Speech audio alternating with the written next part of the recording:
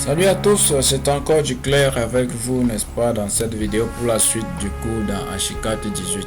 Aujourd'hui, nous allons voir ensemble, n'est-ce pas, quelques commandes dans la boîte de commandes qui s'affiche quand on clique sur un élément. En particulier, n'est-ce pas, la commande soustraire de polygone que voici.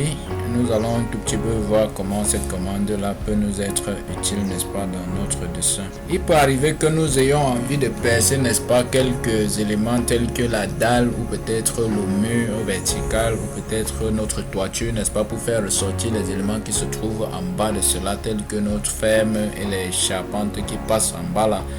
Et puis les trémies d'escalier pour les dalles et tout. Nous avons donc besoin que de percer tout simplement l'élément en question sans toutefois se torturer. On part d'ici, n'est-ce pas, sur un dessin qui existe déjà pour essayer d'aller un tout petit peu très vite.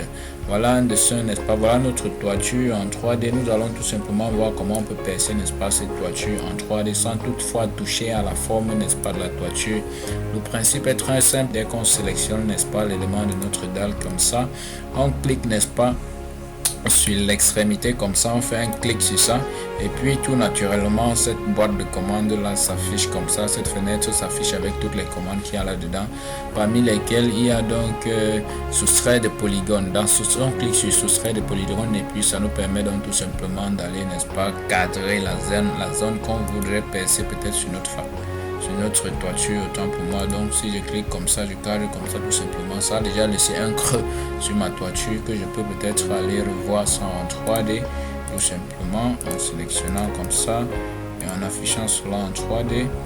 Voilà ma toiture avec ce que je viens de percer. Donc ça ne touche rien à la forme de la toiture, ça laisse juste un trou. Peut-être qu'on voudrait faire ressortir, n'est-ce pas, quelques éléments. À partir de là, on peut donc percer comme ça pour pouvoir présenter aisément. Ou même peut-être qu'on veut sortir son plan de toiture, c'est aussi comme ça qu'on peut procéder pour, n'est-ce pas, pouvoir représenter les fermes qui passent en bas et les fermes, comme par exemple sur le cas, n'est-ce pas, de ce plan de toiture. Voilà, on a dû percer la toiture, n'est-ce pas, pour pouvoir présenter les pannes qui passent là et puis les fermes avec leur cotation tout naturellement. Donc par ce même principe, on peut donc percer les dalles, n'est-ce pas, pour laisser ressortir notre trémie d'escalier. Et puis voilà, c'est un tout petit peu ça. Il y a aussi, n'est-ce pas, toujours dans cette boîte de commandes là, des commandes telles que décalage, toutes les arrêts.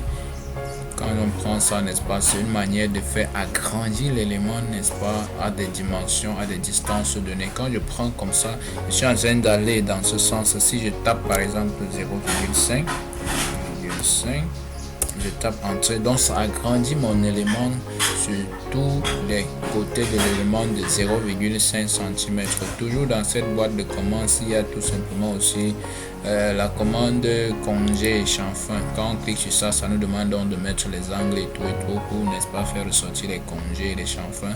Il y a la commande étirer le nœud, la commande déplacer, la commande rotation, la commande symétrie et tout qu'on a présenté dans les cours précédents. Donc c'était un tout petit peu cela qu'on tenait à vous montrer, n'est-ce pas, dans cette autre vidéo. Merci d'avoir visionné et nous tenons à vous rappeler ici qu'il y a des cours dans notre page. Il est donc question de parcourir la page pour pouvoir retrouver, n'est-ce pas, ce que vous voulez comme cours, comme tutoriel, n'est-ce pas, sur des applications en génie civil, en architecture. N'hésitez pas aussi de nous écrire si vous avez des préoccupations ou de nous faire des commentaires en bas, n'est-ce pas, de la vidéo pour qu'on puisse vous répondre sans souci. Abonnez-vous et partagez aussi la vidéo.